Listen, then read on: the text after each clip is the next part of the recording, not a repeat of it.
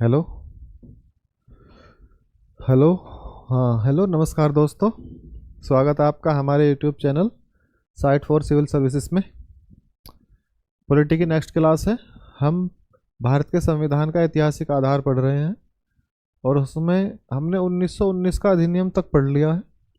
अब इस next class में हम साइमन कमीशन पढ़ेंगे कि साइमन कमीशन कैसे आता है भारत में और वो भारत के लोगों के समक्ष क्या प्रस्ताव रखते हैं और उन प्रस्ताव में क्या बातें हैं और फिर कैसे वो आने वाले अधिनियमों को इफेक्ट करता है, कैसे नेहरू रिपोर्ट आती है, कैसे उसका प्रभाव भारत के संविधान पर पड़ता है। ठीक है, तो आइए समझते हैं इसको अगली क्लास में। तो देखिए, यह है आपका साइमन कमीशन। मैंने कहा जैसे उसी के अनुसार क्लास की शुरुआत साइमन कमीशन से हुई। तो इस साइमन कमीशन का मतलब है साइमन कमीशन। हाँ, ये कब आया? 1927 में आया। देखो ये क्या था, ये 10 वर्षीय समीक्षा थी। ये क्या थी? 10 वर्षीय समीक्षा किसकी? 1919 के अधिनियम की। तो 1919 के अधिनियम से 10 वर्ष तो पूरे होते हैं 1929 में। तो ये 27 में यार था, सरकार बदलने वाली थी तो उसने पहले ही किसी दूसरी सरकार के ना कोई सब्जेक्ट ना सौंपा जाए, इसलिए उसने पहले ही इसके लिए एक साइमन कमीशन का गठन कर दिया। तो ये 1919 में भेज दिया गया, 2 वर्ष पहले ही। तो ये किसके संदर्भ में भेजा गया था? 1919 के अधिनियम के संदर्भ में, उसकी समीक्षा करने के लिए कि 1919 का अधिनियम जो है उसकी क्या इफेक्ट रहे हैं और हम कैसे लोगों को और आगे प्रभावित कर सकते हैं। लोगों का मतलब है भारतीय लोगों को। ठीक है, अब देखिए इसमें क्या कहता है, ब्रिटिश शासन का जो उद्देश्य है भारत में क्रमिक उत्तरदायित्व शासन की स्थापना करना है। क्रमिक उत्तरदायित्व का मतलब होता है कि हम धीरे धीरे धीरे धीरे आपको उत्तरदायी शासन देंगे, एक साथ नहीं दे सकते। जैसे हमने 1909 में दिया, फिर हमने थोड़ा सा 1919 में दिया, अब हम आपको फिर से दे देंगे। ये बात 1927 में कही साइमन कमीशन में। ठीक है, तो ये क्या कहता है, क्रमिक उत्तरदायी शासन की स्थापना करना है। तो क्रमिक उत्तरदायी शासन का मतलब क्या है? ये क्रमिक उत्तरदायी शासन की स्थापना करना, रेस्पॉन्सिव गवर्नमेंट। ठीक है, लेकिन उत्तरदायी शासन का स्वरूप क्या होगा और समय क्या होगा ये तय नहीं किया जाएगा। ये तय कौन करेगा? ये ब्रिटिश सरकार तय करेगी, अर्थात कंपनी तय करेगी। कंपनी का मतलब ब्रिटिश सरकार तय करेगी कि ये कब देंगे और इसका कब समय आएगा। तो ये क्या मतलब दूर की कोड़ी बना के रख दी इन्होंने कि ये आपके ऊपर नहीं है बल्कि हम तय करेंगे। तो इसका मतलब ये है कि सरकार अभी, सरकार का मतलब है ब्रिटिश गवर्नमेंट अभी या ब्रिटिश संसद अभी भारतीयों के पक्ष में कुछ सोचने के लिए अभी प्रतिबद्ध नहीं है।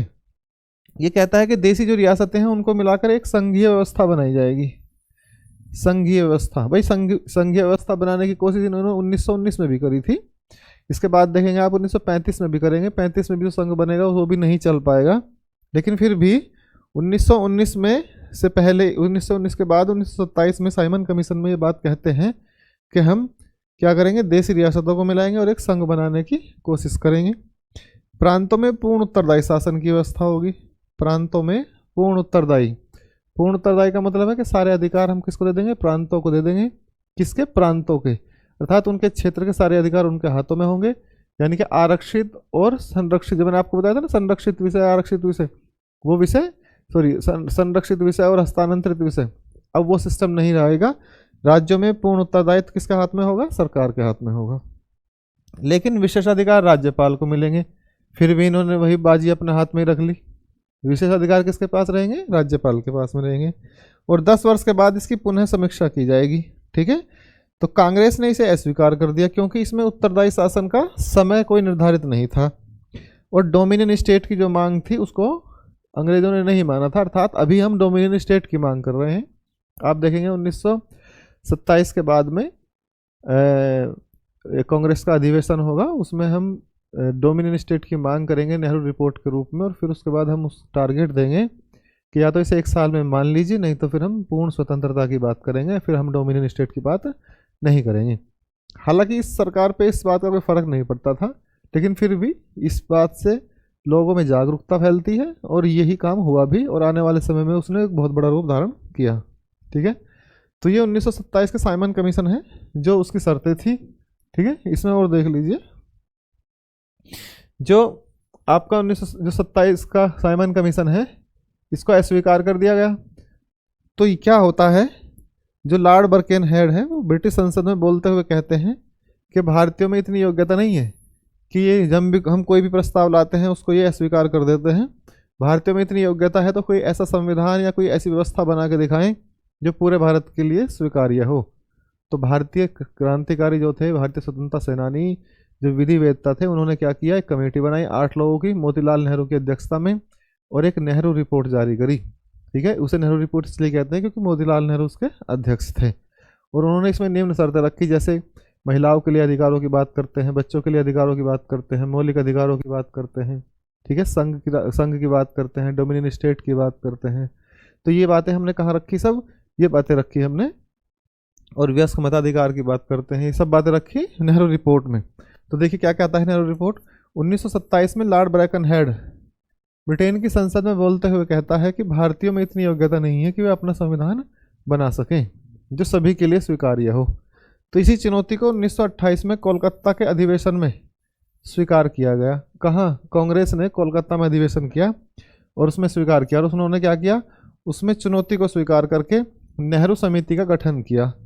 इसमें मोतीलाल नेहरू की अध्यक्षता में 8 सदस्यों की कमेटी बनाई गई और डोमिनियन स्टेट की मांग की गई। कैसी मांग की गई, डोमिनियन स्टेट। देखिए डोमिनियन स्टेट क्या होता है, इसको समझ लीजिए। डोमिनियन का मतलब है किसी के डोमिनेंस में रह के आप स्टेट के रूप में बने रहें, अर्थात आपकी प्रभुसत्ता किसी और के हाथ में हो और आप स्वतंत्र बने रहें। कैसे, जैसे मान लिया कि लंबी रस्सी बांध के एक भेड़ के गले में और कह दें हम ये स्वतंत्र है, कहीं तक भी चल सकती है, लेकिन उसकी एक लिमिट है ना। उसकी रस्सी का जो एक हैंडल है वो दूसरा किसके हाथ में है, आपके हाथ में है। तो भेड़ संप्रभु नहीं हुई है, संप्रभु आप हैं। तो भारतीय लोगों को इसी तरीके से डोमिनियन स्टेट का दर्जा देने की बात कहते थे कि हम डोमिनियन स्टेट का दर्जा दे देंगे। देखिए हम भी क्यों मांग रहे हैं डोमिनियन स्टेट, भाई हम भी क्यों मांग रहे हैं, क्योंकि हमने देखा 1897 क्रांति के बाद सरकार बहुत मजबूत हो गई थी और इतनी बड़ी सरकार से एकदम स्वतंत्रता की मांग करना एक थोड़ा सा सही नहीं लगता। सही और गलत की बात नहीं है, मतलब थोड़ा अव्यावहारिक लगता है, क्योंकि इस बात पे पूरा ब्रिटेन हंसता, क्योंकि उस ब्रिटेन का जिसका 54 देशों में राज है, पूरी दुनिया में इसका राज है, जहाँ सूरज नहीं छिपता, वो क्या करेगा, वो इस बात को सुन के हंसेगा। तो हमें थोड़े थोड़े धीरे धीरे थोड़े थोड़े अधिकार चाहिए थे। तो हमने पहले किसके अधिक, पहले हमने राज्यों में यानी कि प्रतिनिधित्व मांगा, फिर प्रतिनिधित्व हमने देखा कि वायसराय की परिषद तक भी पहुंच गए हम।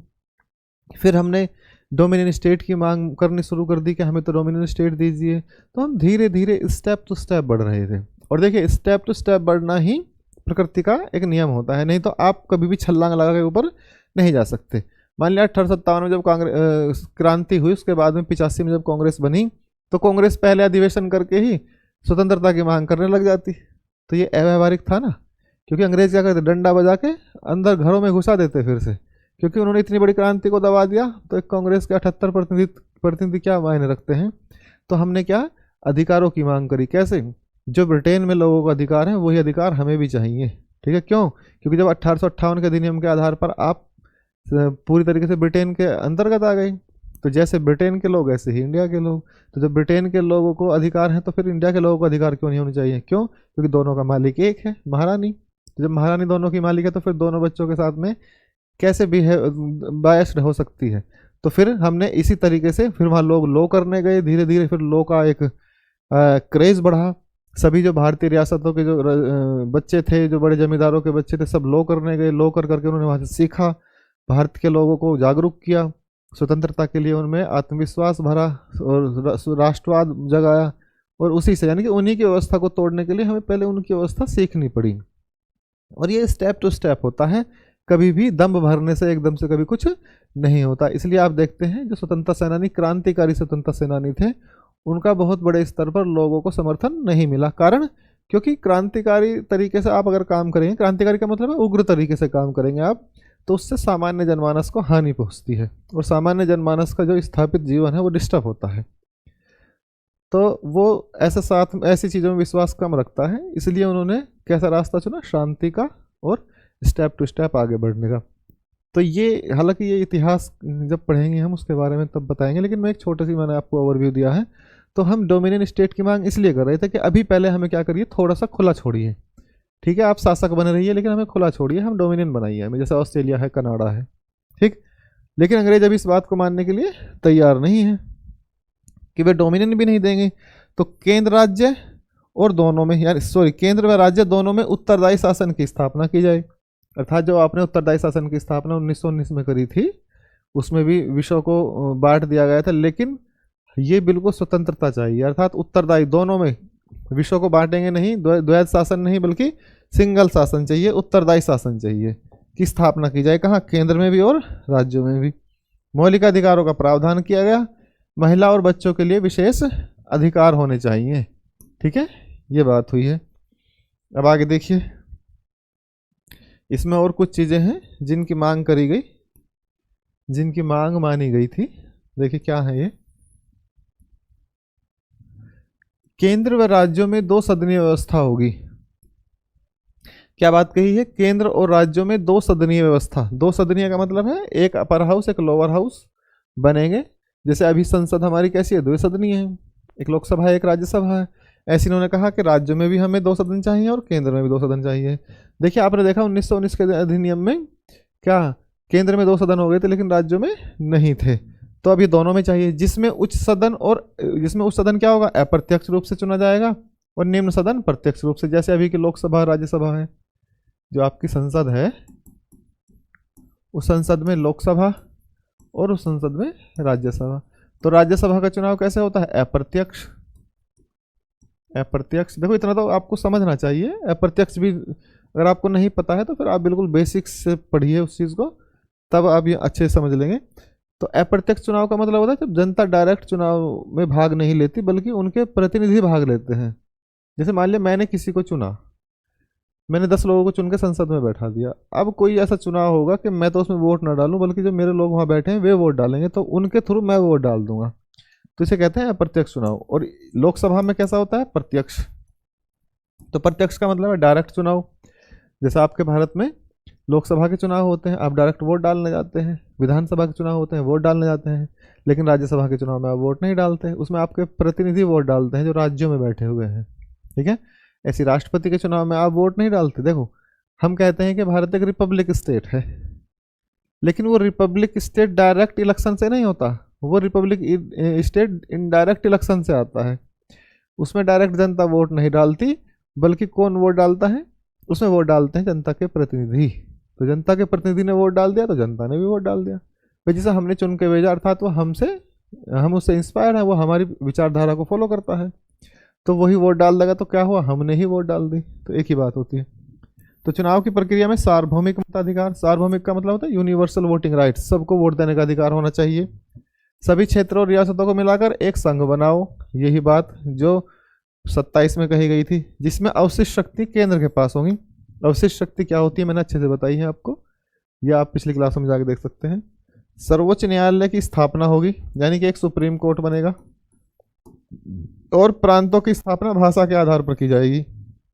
अर्थात भारत में जो प्रांत बनेंगे उसकी स्थापना कैसे होगी? जो भारत एक समान भाषा बोलने वाले लोग हैं उनका अलग स्टेट बना देंगे। हालांकि बाद में आके इससे बड़ी समस्या पैदा हुई थी, वो हिस्ट्री में पढ़ेंगे उस बात को। ठीक है, तो नेहरू रिपोर्ट को लेकर कांग्रेस के 2 गुट बन गए। देखो नेहरू जो रिपोर्ट थी है, इस रिपोर्ट को लेकर कांग्रेस 2 गुटों में बटी। कांग्रेस 2 गुटों में बटी। एक गुट था सुभाष गुट, एक गुट है सुभाष गुट, और एक गांधी कह सकते हैं आप, गांधी गुट या नेहरू गुट एक ही बात है। तो जो नेहरू गुट था उसका प्रतिनिधित्व गांधी जी कर रहे थे, तो गांधी गुट कहेंगे, और ये सुभाष गुट है। तो इन्होंने मना कर दिया था। क्यों? क्योंकि सुभाष गुट अब इस बात के समर्थन में था ही नहीं कि अंग्रेजों से किसी चीज़ की भीख मांगी जाए या उनसे किसी चीज़ के लिए आग्रह किया जाए। सुभाष जी कहते थे कि अब डायरेक्ट युद्ध करिए, युद्ध का मतलब है अब डायरेक्ट क्रांति करिए और इन चीज़ों को पलटिए। तो ये इसके पक्ष में नहीं थे, अस्वीकार कर दिया। जबकि गांधीवादी जो लोग थे उसके द्वारा इसे स्वीकार किया गया, और शर्त रखी गई कि अगर ब्रिटिश सरकार इसे स्वीकार नहीं करती है, इसे का मतलब है इस नेहरू रिपोर्ट को अगर स्वीकार नहीं करेगी, तो अगले वर्ष कब? 1929 में देखेंगे आप, फिर झंडा फहरेगा आपकी स्वतंत्रता का झंडा कहते हैं, स्वराज्य का झंडा फहरेगा अगले ही 29 में, यानी कि 1929 में, जब कांग्रेस का अगला अधिवेशन होगा लाहौर में। ठीक है, तो यह पूर्ण स्वतंत्रता की मांग की जाएगी। तो पूर्ण स्वतंत्रता की मांग कब करेंगे? नेक्स्ट वर्ष से। या तो इसे 1 साल में मान ले सरकार, नहीं तो फिर हम सीधे किस में आएंगे? सीधे पूर्ण स्वतंत्रता मांगे, उससे कम कुछ भी स्वीकार्य नहीं होगा। अब देखेंगे, इस बात को याद रखना, पूर्ण स्वतंत्रता को, क्योंकि अब जितने भी आगे एक्ट आएंगे सबको कांग्रेस इसी बात पर अस्वीकार करेगी कि अब हमें डोमिनियन नहीं चाहिए, अब हमें क्या चाहिए, स्वतंत्रता चाहिए। बिल्कुल एक रणनीति के तहत कांग्रेस आगे चली है, और बिल्कुल उससे अच्छा कोई ऑप्शन हो नहीं सकता था। जो मैच्योर लोग हैं, जो इतिहास को अच्छे से समझते हैं, वो इस बात को अच्छे से जानते होंगे कि जो कांग्रेस ने नीतियां अपनाई हैं उससे इतर कोई नीति हो ही नहीं सकती थी। देखो, कांग्रेस ने गरम गुट को और नरम गुट को दोनों को साथ साथ लेके चला, भले ही वो मतभेद हो गए कुछ परिवार में, थोड़ा परिवार का मतलब उन दोनों में आपस में हो जाता था, कभी वो अलग हो गए, वो अलग हो गए, तो ऐसा नहीं था कि वो फिर दोनों अलग अलग रास्ते चुन लिए फिर से एक हो जाया करते थे। इस हिस्ट्री में चर्चा करेंगे इस बात की। तो अभी समझिए, इसके बाद आता है आपको 1935 का अधिनियम। कौन सा अधिनियम आता है, 1935 का अधिनियम। तो कांग्रेस क्या कर, जब कांग्रेस ने ये मांग रखी, नेहरू रिपोर्ट जारी की गई, तो सरकार ने 1935 का अधिनियम लागू किया, भारत शासन अधिनियम 1935, अर्थात भारत में शासन करने वाला अधिनियम रखा गया। देखिए, इससे पहले 1930 में, देखो 1927 में नेहरू रिपोर्ट गठित की गई, 28 में उसने रिपोर्ट दी, सॉरी नेहरू समिति 28 में रिपोर्ट दी। सरकार ने कहा कि आप एक काम करिए, गोलमेज सम्मेलन के लिए लंदन बुलाए लोगों को, और यहाँ से सबके अपने अपने प्रतिनिधि गए। कांग्रेस की तरफ से गांधी जी गए थे एक बार, और दलितों की तरफ से जाते थे अंबेडकर जी, और मुसलमानों की तरफ से भी जाते थे। इस तरीके से यानी कि सब लोग अपने अपने प्रतिनिधित्व को लेकर जाया करते थे, ठीक है। जिन्ना जी जो हैं 1931 में और 1932 में 3 गोलमेज सम्मेलन हुए, वो हिस्ट्री का विषय है। अभी इतना समझिए, तीनों गोलमेज सम्मेलन के बाद 1933 में एक श्वेत पत्र जारी होता है। क्या जारी होता है, एक श्वेत पत्र। श्वेत पत्र का मतलब है सरकार जब कोई घोषणा करती है या कोई नोटिस निकालती है तो श्वेत पत्र पे निकालती है। तो ये परिपाटी तब से ही चल रही है, ठीक है। एक श्वेत पत्र जारी किया गया जिसमें प्रांतों में उत्तरदायी शासन और केंद्र में आंशिक उत्तरदायी शासन की बात कही। जिसमें क्या बात कही गई थी, कब की बात है, 33 की बात है, 1933 की, ये 1935 की बात नहीं है, इस अधिनियम की बात नहीं है, ये अभी 33 की बात चल रही है कि जो श्वेत पत्र जारी किया गया था उसमें कहा था कि उत्तरदायी शासन व्यवस्था केंद्र में आंशिक उत्तरदायी होगी, यानी कि प्रांतों में पूर्ण उत्तरदायी हो जाएगी और केंद्र में आंशिक, यानी कि अभी विषयों को हम अभी बांट के रखे हैं केंद्र में। इन्हीं सुझावों के आधार पर भारत सरकार अधिनियम 1935 पास किया गया था, ठीक है। और इस अधिनियम में 14 भाग हैं, 321 अनुच्छेद हैं और 10 अनुसूची हैं। देखो कितना बड़ा अधिनियम है, ये बहुत बड़ा अधिनियम था। जो भारत का भी फिलहाल में जो संविधान है वो सारा 1935 के अधिनियम पे ही टिका हुआ, ध्यान रखना। और आईपीसी सीआरपीसी सब यहीं से हैं। अनुसूची शामिल है जिसमें केंद्र और प्रांतीय सरकारों के ढांचे का विस्तृत वर्णन किया गया, यानी कि पूरा एक विस्तृत ढांचा तैयार किया गया था भारत के लिए। अंग्रेजों को जाने की इतनी जल्दी नहीं थी, ये विश्व युद्ध दूसरा नहीं होता, दूसरे विश्व युद्ध के बाद भी वो संभल गए थे, लेकिन फिर भी अब उन पर दबाव आने लगा था अंतर्राष्ट्रीय, और जो दुनिया के उपनिवेश थे वो स्वतंत्र हो रहे थे। फिर तो उसी कड़ी में भारत भी स्वतंत्र हुआ। फिर ऊपर से उनका इतना नियंत्रण भी नहीं रह गया था। भारतीय लोगों में एक जागरूकता और स्वराज्य की, स्वशासन की और राष्ट्रवाद की भावना जागृत हो चुकी थी। अब वो किसी के गुलाम बन के नहीं रह सकते थे, इसलिए उन्हें जाना ही पड़ा, ठीक है। तो 1935 के अधिनियम तो इस तरीके से लाए थे कि वो कभी जाएंगे ही नहीं यहाँ से, भारत से। लेकिन देखो समय सब करा देता है, ठीक है। तो हिम्मत है मर्दा तो मदद है खुदा। तो भारतीय लोगों ने हिम्मत करी और अंग्रेज चले गए। इस अधिनियम में कोई संशोधन या कोई धारा रद्द करने का अधिकार केवल किसको है, ब्रिटिश संसद को। देखो कितना टफ बना दिया गया है, कितना टफ बनाया है। तो इसका मतलब इस बात को वही तो समझ सकता है जो लॉ करेगा, कहाँ से, ब्रिटेन से जाकर लॉ कर लेगा। तो तभी तो 1935 के अधिनियम को समझेगा, तभी तो अपने अधिकारों की मांग करेगा। अब यहाँ धरना दे के बैठने से क्या फायदा, डंडा बजा के सरकार घर में घुसा देगी। तो 1935 के अधिनियम में अगर कोई संशोधन भी करना है तो ब्रिटिश संसद करेगी, गवर्नर जनरल को या उसकी परिषदों को यह अधिकार नहीं है। प्रांतों को उनके आंतरिक मामलों में पूर्ण स्वायत्ता देकर उत्तरदायी शासन की स्थापना कर दी, ठीक है, जो 1933 में श्वेत पत्र में कही थी। और राज्यों को संवैधानिक दर्जा भी दे दिया गया, चलो ठीक है, राज्यों में पूर्ण उत्तरदायी शासन हो गया और उन्हें संवैधानिक दर्जा दे दिया गया। लेकिन ऐसा नहीं है कि ये भी स्वतंत्र हो गए थे, अपने सब्जेक्टों पे काम कर सकते थे, लेकिन फिर भी गवर्नर जनरल को अधिकार बने हुए थे, जो उसका गवर्नर था।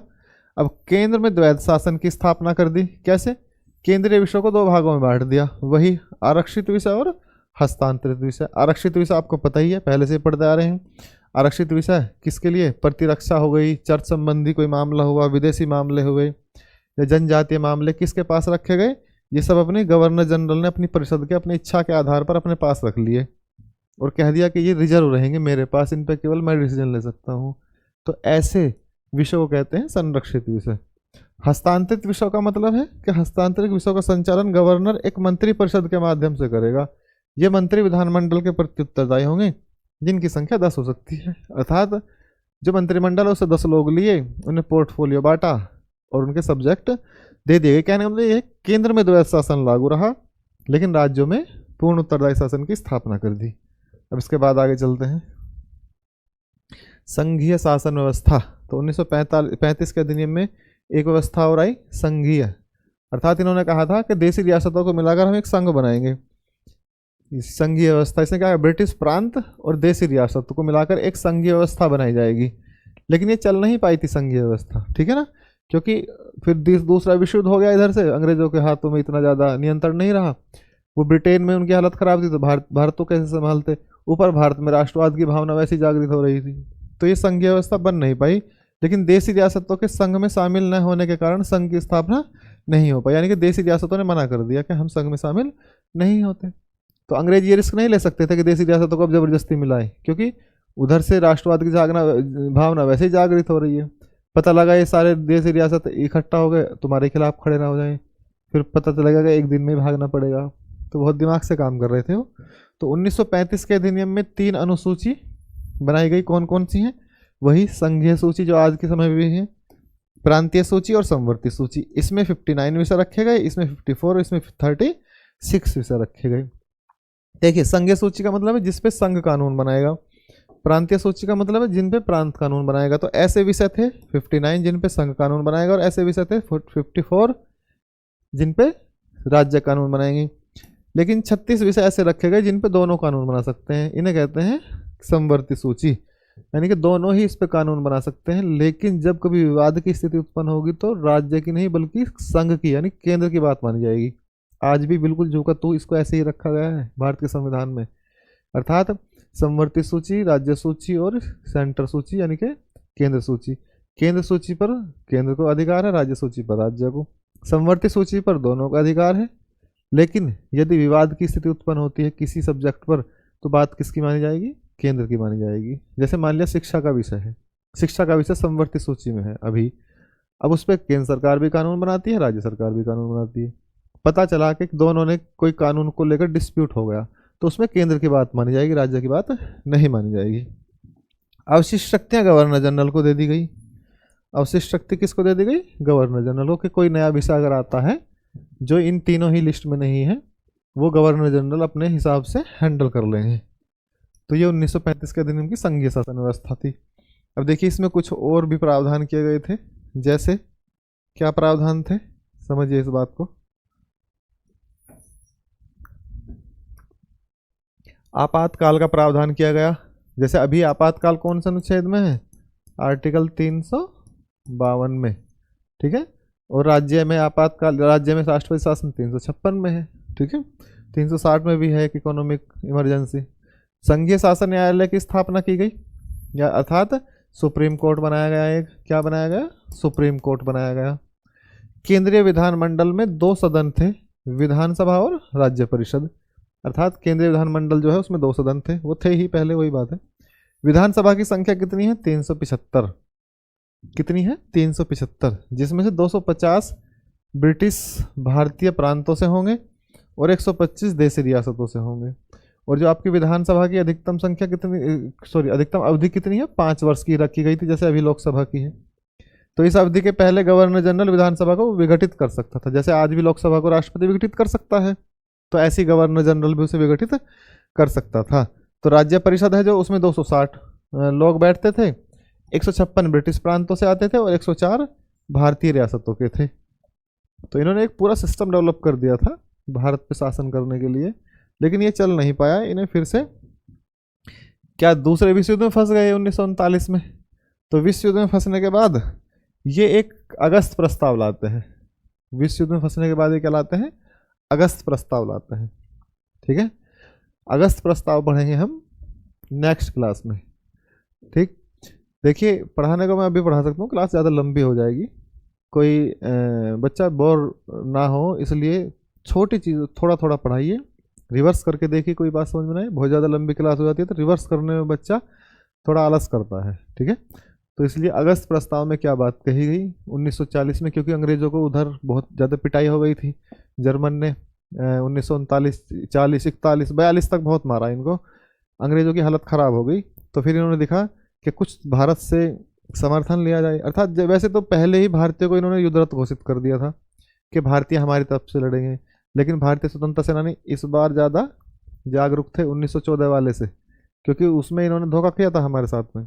अब हमें कोई ज़रूरत नहीं थी इनकी और हमें इनके साथ लगना ही नहीं था, तो इसलिए बार बार लालच लेकर आ रहे भारत में कि हम आपका संविधान बनाएंगे, आपको डोमिनियन स्टेट बनाएंगे, ये बनाएंगे वो बनाएंगे।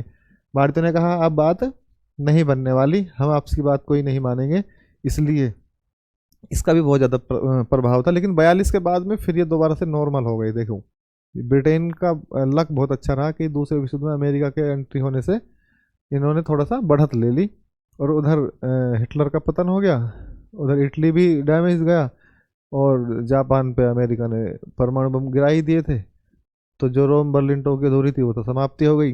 तो ये लोग फिर प्रभावी हो गए, लेकिन अब इनके हालत, इनकी रीढ़ टूट चुकी थी। अब ये भारत में नहीं बने रह सकते थे, क्यों? क्योंकि भारतीय पूरी तरीके से जागरूक थे। आप देखेंगे सुभाष चंद्र बोस जी जापान तक जाते हैं, इंडोनेशिया में सरकार भी बना लेते हैं, और भारत पे फिर हमला भी कर देते हैं, तो अंग्रेज़ों को समझ आ जाती है कि अब फिर यहाँ पे रहना मुश्किल है। ठीक है, वो इतिहास की बातें हैं, तो उसे इतिहास में करेंगे जब इतिहास पढ़ेंगे। अभी आप इतना समझ लीजिए कि 1940 के प्रस्ताव से पहले आपने 1935 का अधिनियम पढ़ा, उसकी जो धाराएं हैं उन्हें अच्छे से देखिए, और फिर नेक्स्ट क्लास में लेकर आएंगे। नमस्कार, सभी को धन्यवाद, बने रहिए हमारे साथ।